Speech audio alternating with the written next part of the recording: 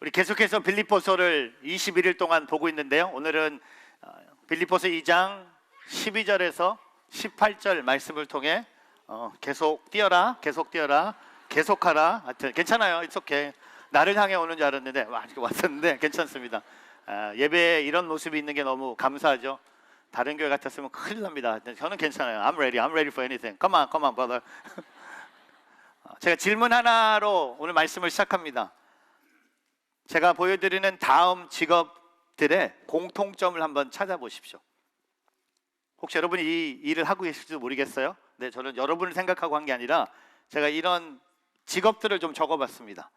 은행 창구 담당자, 텔러 마케터, 보험 판매원, 기사, 부동산 중개인, 경비원. 위에 기록된 직업들의 공통점은 죄송합니다. 앞으로 사라질 직업입니다. 미안해요. 정말 이런 직업들이 사라질까라고 질문해 봅니다. 근데 역사를 보면요, 이미 수많은 직업들이 사라졌습니다. 제가 예를 하나 드리겠습니다. 15세기에 유럽에 필경사라는 직업이 있었습니다. 영어로 scribe라고 합니다. 말 그대로 문서를, 책을 필사하는 직업이었습니다. 이 직업은요, 아주 수입이 좋은 직업이었습니다. 일반 노동자가 일하는 돈의 수백 배를 벌을 수 있었습니다. 성경 한 권을 다 베껴 쓰면요, 농장 하나를 살 수 있는 돈, 지금으로는 수십만 달러의 돈을 받을 수 있었습니다. 그런데 아시잖아요, 인쇄 기술이 발달되면서 이 필경사라고 하는 직업도 다 사라지고 말았습니다. 요즘 우리가 주목하고 있는 또 하나가 있다면 자동차 자유주행 기능입니다.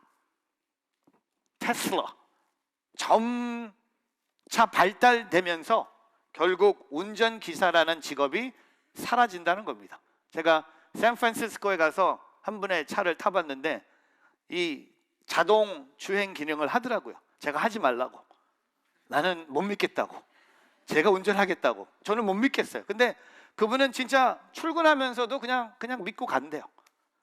저는 그런 믿음이 안 생기더라고요. 하나님을 향한 믿음이 더 있지 거기엔 아무 믿음이 없는 거예요. 여러분, 세상이 이렇게 바뀌고 있어요. 분명히 이 기사라는 이 대리운전이 필요 없을 거예요. 그 다음에 또 하나, 앞으로 모바일 뱅킹, 온라인 뱅킹. 혹시 여러분 중에 지금 온라인 뱅킹 하시는 분 계세요?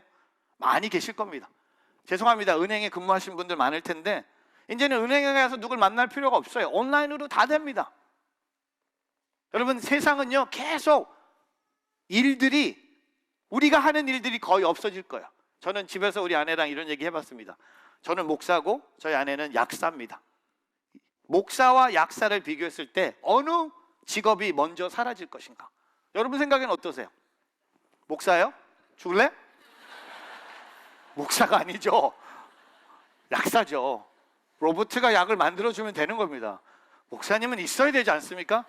아멘 한번 해주세요. 또 해주는 사람은 뭐야 또. 여러분, 근데 오늘 빌립보서 말씀은요, 우리가 평생 할 수 있는 일을 얘기합니다. 평생 해야 할 일을 얘기합니다. 사라질 일이 아니라 우리가 평생 해야 할 일이에요. 그리고 우리가 평생 할 수 있는 일, 여러분 이런 일 하고 싶지 않습니까? 어떤 일을 사도 바울이 얘기하고 있는지 먼저 빌립보서 2장 12절 보세요.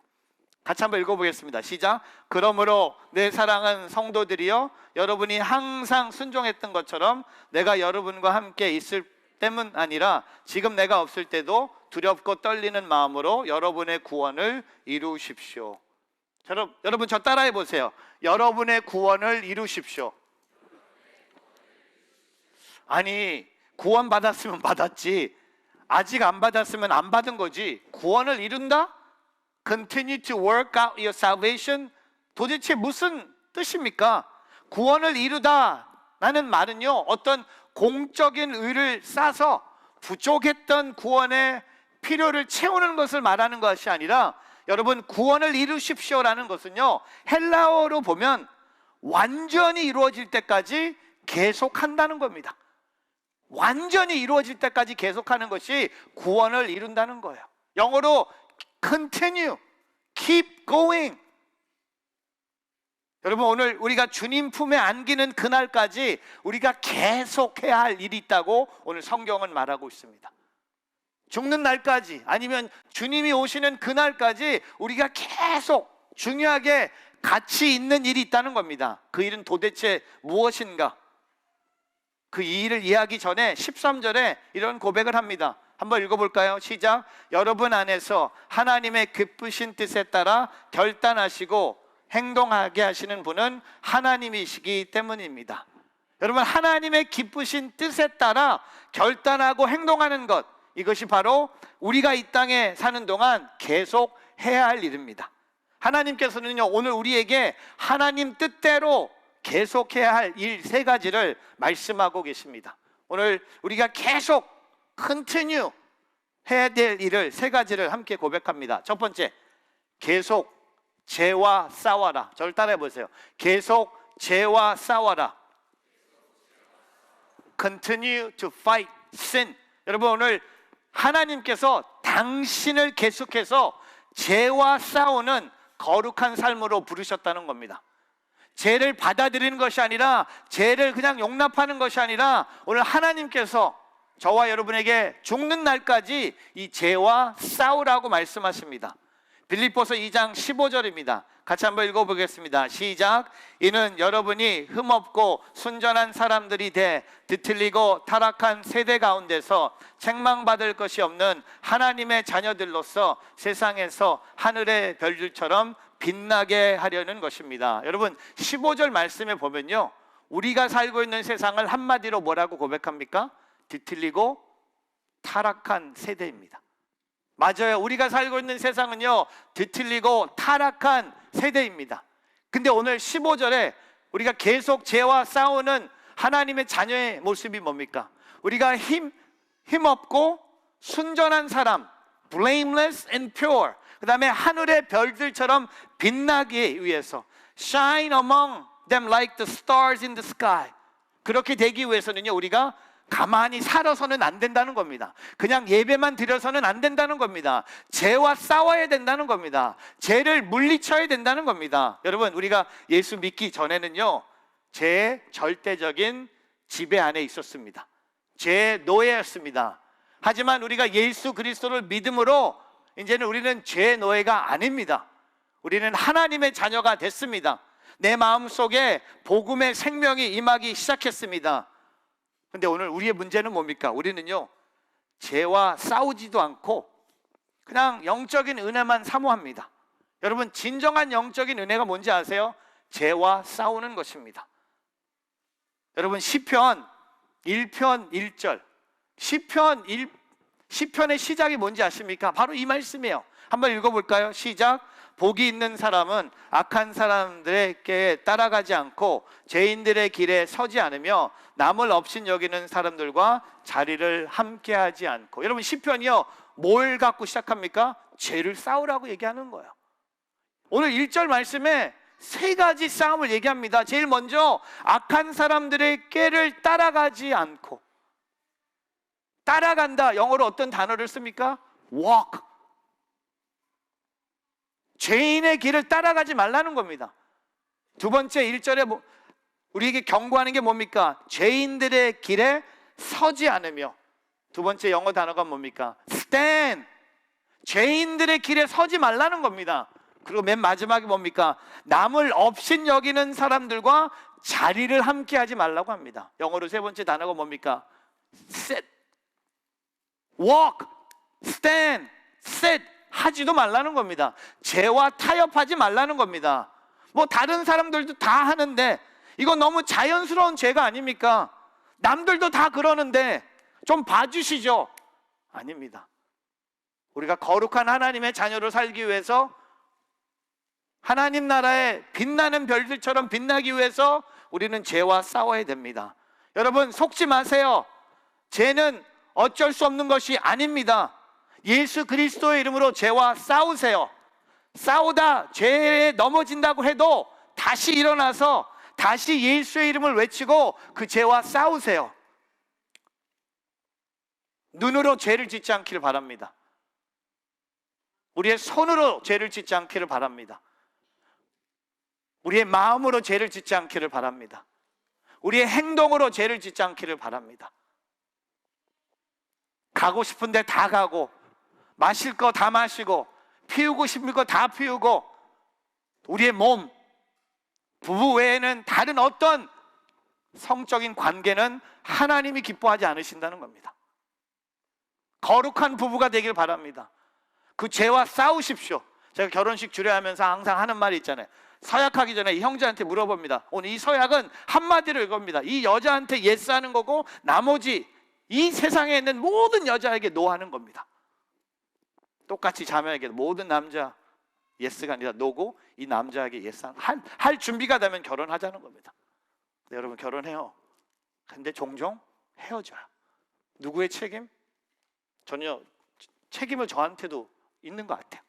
제가 뭔가 잘못한 것처럼. 여러분 아세요? 오늘 우리는 죄와 싸워야 됩니다.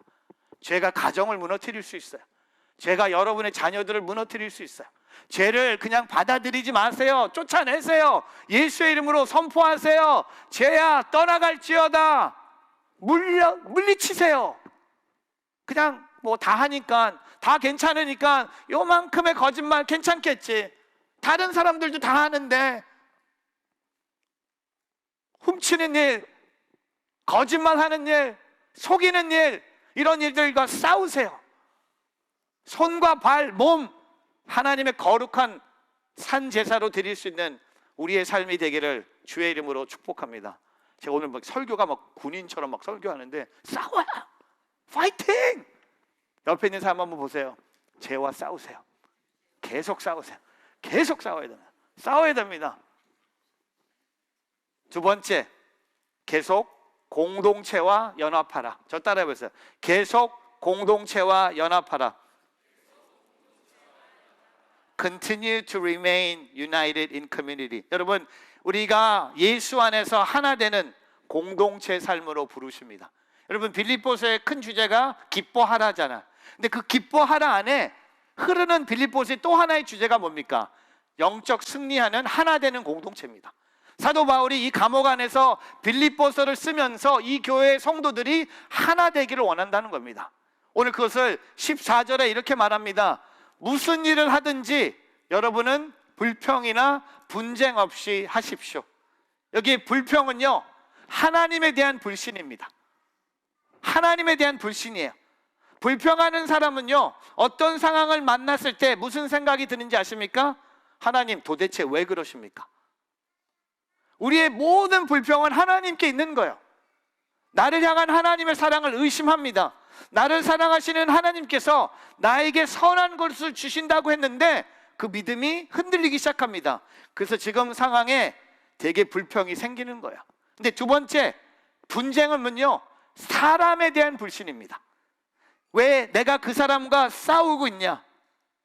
그 사람을 내가 못 믿기 때문이에요.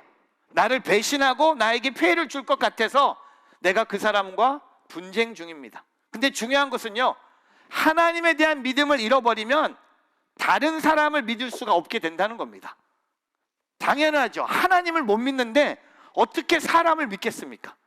그래서 불평이 생긴 사람은 분쟁을 경험하는 거예요. 여러분, 이 불평과 분쟁은요, 같이 흘러가는 거예요. 하나님에 대한 불신이 있는 사람은 분명히 사람에 대한 불신이 있는 거예요. 그러면 우리가 어떻게 해야 됩니까? 계속 하나됨을 지키기 위해서 우리는 불평하지 말아야 돼요. 그러면 분쟁도 사라질 것입니다. 여러분, 불평을 없애는 방법이 간단합니다. 온전하신 하나님께서 나를 사랑하신다는 사실을 기억하면 돼요.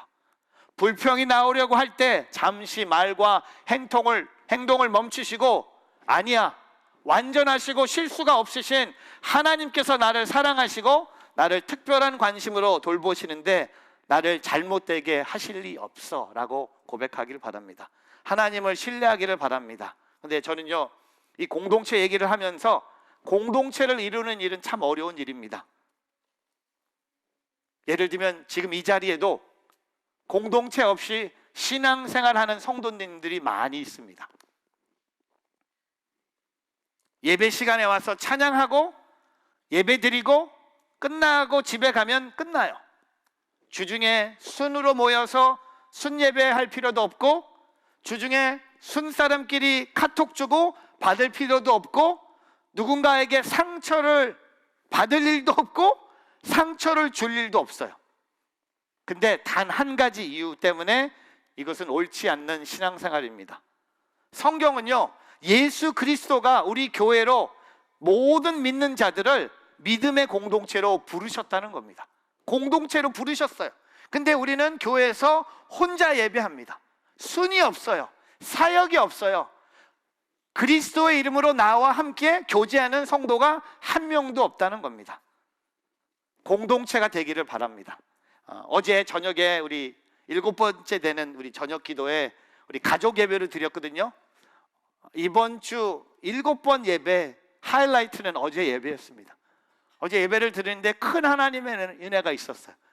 진짜 3주 동안 이거 어떻게 할까, 3번 어떻게 할까 막 망설였는데, 전혀 어제 예배의 가장 큰 축복은요, 자녀들이 부모님들 위해서 기도하는 시간을 줬어요.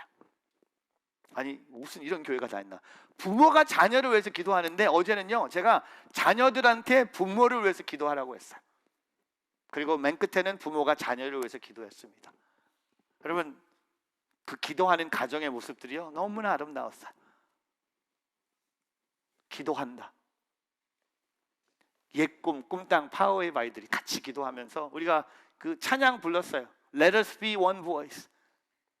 이따 우리 봉헌 찬양을 부를 텐데 손을 잡고 같이 기도하면서 한 공동체가 Let us be one voice that glorifies your name. 그래서 어제 예배 끝난 후에 우리 가정을 위해서 목회자들이 기도하는 시간이 있었어요. 제가 이제 한 가정은 기도하는데 저희 교회 집사님의 그 꼬마 아들이 기도 제목을 적어왔어요. 축구 잘할 수 있도록. 그래서 제가 기도해 줬어요. 이렇게 기도해 줬습니다. 패스 많이 하도록. 패스 많이 하는, 축구하는 친구들과 공동체가 될 수 있게 패스 많이 하도록. 제가 골 많이 넣으라고 하지 않았습니다. 그래서 제가 손흥민을 좀 생각해 봤어요. 손흥민 하면 여러분 골만 생각하시잖아요. 여러분, 이 장면은요 손흥민 삶의 가장 멋있는 장면입니다. 골을 넣는 장면이 아니잖아요. 무슨 장면이죠? 패스했어요. 저는요 손흥민이 패스 안 할 줄 알았습니다. 7명의 수비수를 제끼고 자기가 쏠 줄 알았어요. 근데 어떻게 패스하는 거 보면서 제가 놀랐어요. 두 번째 노는 거 보니까 패스하는 공이 황희찬의 발에 맞아 들어가는 거 보면서 놀랐습니다. 제가 LA에서 온 동네를 다 깨워버렸어요. 만약에 여러분이 한국에 계셨으면 이 골이 들어가는 장면에 아파트가 다 울렸대요. 대한민국이 난리가 난 거예요. 한 가지, 손흥민이 패스 잘해서. 여러분, 저와 여러분은요 이 축구장에서 뛰는 11명의 선수들처럼 패스할 사람이 있느냐는 거예요. 혼자 공 갖고 와서 예배, 여기서 축구 가고 있는 거야? 예배만 드리고 가는 겁니까? 여러분, 패스 주고 받을 사람이 있는 겁니까? 여러분, 축구 연습은요 패스만 연습합니다. 동그랗게 해갖고요 7명이 8명이 가운데 3명 4명 넣고 패스만 합니다. 왜? 그것이 바로 공동체 연합이기 때문에. 사랑하는 성도 여러분, 그냥 교회만 예배만 드리지 않기를 바랍니다. 공동체 연합하는데 계속 힘쓰는, 더 모이는데 힘쓰는 오늘 저와 여러분의 삶이 되기를 주님의 이름으로 축복합니다. 세 번째, 계속 생명의 복음을 전하라. 저 따라 보세요. 계속 생명의 복음을 전하라. 계속 생명의 복음을 전하라. Continue to preach the gospel. 여러분, 하나님께서 당신을 생명을 전하는 복음의 삶으로 부르셨습니다. 첫 번째는 거룩의 삶이고, 두 번째는 공동체의 삶이면, 세 번째는요 저와 여러분을 복음의 삶으로 부르셨습니다. 빌립보서 2장 16절입니다. 같이 있습니다. 시작. 생명의 말씀을 꼭 붙들어 그리스도의 날에 내게 자랑이 되게 하십시오. 이는 내게 헛되이 다름질하거나 헛되이 수고한 것이 아니기 때문입니다. 여러분, 오늘 16절에 바울이 말하고 있는 생명의 말씀, 바로 복음입니다. 복음은요 쉽게 설명해 드리면 생명입니다. 생명이에요. 복음은 어떤 철학 사상이 아니고요 기독교의 교리나 가르침이 아닙니다. 복음은 생명입니다. 우리가 교회 와서 복음을 듣는 것은 어떤 교훈이나 어떤 세상의 가르침을 뛰어넘는 것이 아니라 우리가 생명을 듣는 거예요. 제가 설교 중에 복음, 예수를 얘기하는 것은요, 여러분이 어떤 기독교의 교리를 듣는 것이 아니라 생명을 듣는 겁니다. 우리가 복음을 외치는 것, 제가 설교 시간에 이렇게 확신을 갖고 복음을 외치는 것은요, 단순히 교회를 확장시키기 위해서가 아니라 생명을 전하는 것입니다. 그렇다면 여러분, 이 세상에서 가장 가치 있는 일은 무엇입니까? 주님 오실 그날까지, 이 세상 끝나는 그날까지 우리가 계속 해야 할 일이 뭡니까? 계속 복음을 전하는 거예요. 계속 복음을 전하는 겁니다. 그래서 사도 바울이요 17절 18절에 자신은 남의 삶에 대해서 이렇게 고백합니다. 17절 보세요. 같이 있습니다. 17절 18절. 이제 내가 여러분의 믿음의 제사와 예배에 내 피를 붓는 일이 있을지라도 나는 기뻐하고 여러분 모두와 함께 기뻐할 것입니다. 여러분도 함께 기뻐하고 나와 함께 기뻐하십시오. 여러분 17절에 내 피를 붓는 일이 있을지라도, 이게 무슨 일인지 아세요? 이거 어마어마한 일입니다.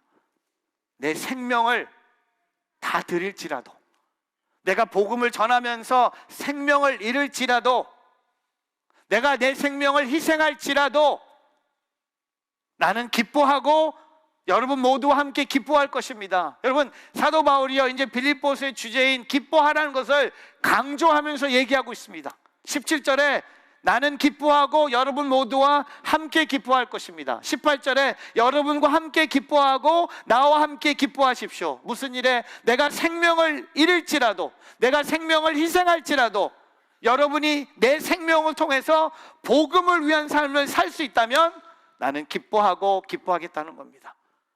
여러분, 이것을 우리가 계속 외쳐야 된다는 겁니다. 복음이 생명입니다. 복음은 어떤 다른 종교에서 주는, 그러니까 비교할 수 없는 생명이라는 겁니다. 복음은 예수 그리스도라는 겁니다. 그래서 로마서 1장 16절에 나는 복음을 부끄러워하지 않습니다. 이 복음은 믿는 모든 사람에게 구원을 주시는 하나님의 능력이기 때문입니다. 먼저는 유대 사람에게요, 다음에는 그리스 사람에게입니다. 여러분, 생명을 전하는 복음의 삶, 전도자의 삶을 사시기를 주님의 이름으로 축복합니다. 말씀을 정리하겠습니다. 미국, 옛날 얘기인데요, 미국 서부 골드러시 시대가 있었습니다. 그래서 수많은 사람들이요 금광을 찾아서 서부로 몰려갈 때가 있었어요. 그 중에 RUW라는 사람이 있었는데, 이 사람은요 자기의 전 재산을 다 팔고 그것도 모자라서 은행에서 돈을 빌려서 금을 채굴할 수 있는 좋은 장비들을 샀습니다. 그리고 금을 캐기 시작했어요. 근데 운 좋게도요 처음에는요 금을 발견한 거예요. 근데 몇 달이 지나서 더 이상 금이 나오지 않았어요. 그래서 아무리 땅을 파도 금이 나오지 않으니까 포기합니다. 그래서 비싼 장비를 고물상에게 헐값에 팔아요. 그리고 자기 삶으로 돌아갔어요. 근데 이상한 것이 뭐냐면, 그 고물상 아저씨가 혹시나 해서 더비가 땅을 파던 자리에 가서 그 자리에서 조금씩 더 파기 시작했어요. 근데 놀랍게도요 파기 시작했는데 91cm를 더 파니까 금이 쏟아진 거야. 이 사람이 땡 잡은 거야. 고물상 주인이 장비도 싸게 사서, 그리고 심심해서 다른 사람이 밥상 다 차려놨는데 거기에 가서 톡톡톡 하니까 금이 쏟아진 거야. 근데 이 소식이요 누구한테 들려서 제일 배가 아팠을까요? 여기 나오는 RUW가 이 소식을 듣게 됩니다. 그러고 나서 RUW가 이렇게 얘기했어요. 아씨, 이거 뭐야? 기분 나빠. 자막이 이런 거 아니잖아. 나는 왜 이렇게 안 돼? 내가 다 해놨잖아. 내가 다 팠는데. 저 아저씨 고물상 아저씨 고물 같은 게 그냥 몇 번 근데 이렇게 얘기하지 않았어요. 뭐라고 얘기했습니까? 내가 이제는 포기하지 않고 포기하고 싶은 순간이 와도 다시는 포기하지 않으리. 그렇게 다짐했다고 합니다. 아무한테 얘기하지 않고요, 본인이 다짐했다고 합니다. 이제 포기하고 싶은 순간이 와도 이제 나는 이제 더 이상 포기하지 않으리라고 이것을 통해 배운 거예요. 그리고 나서 R.U. 더비가, 제가 왜 이런 얘기를 하겠습니까? 잘 됐을까요? 안 됐을까요? 잘 됐으니까 얘기하지 않습니까? 안 되는 얘기를 결론을 내리겠습니까? 새로운 잡을 찾아요. 세일즈에 들어가는데 그 당시에 최고의 세일즈 왕이 됐다는 이야기가 들려왔습니다. 여러분, 포기하지 마세요. 포기하고 싶은 순간이 있을 때 다시는 포기하지 않으리라고 고백하세요. 오늘 이 세 가지 제가 여러분께 우리가 포기하지 말아야 될 것들, 죄와 싸우세요. 그래서 거룩한 하나님의 자녀들이 되세요. 공동체 연합을 이루세요. 그래서 공동체의 은혜를 맛보세요. 그리고 계속 생명의 복음을 전하세요. 저는요, 2023년에 여러분이 이 세 가지와 계속 싸우기를 바랍니다. 거룩한 하나님의 자녀들이 될 것이고, 교회 안에서 공동체의 기쁨을 누릴 것이고, 또한 세상에 나가서 잃어버린 영혼들을 그리스도로 인도할 수 있는 예배와 성령과 선교의 공동체가 되는 저와 여러분의 한 해가 되기를 주님의 이름으로 축복합니다. 기도하겠습니다.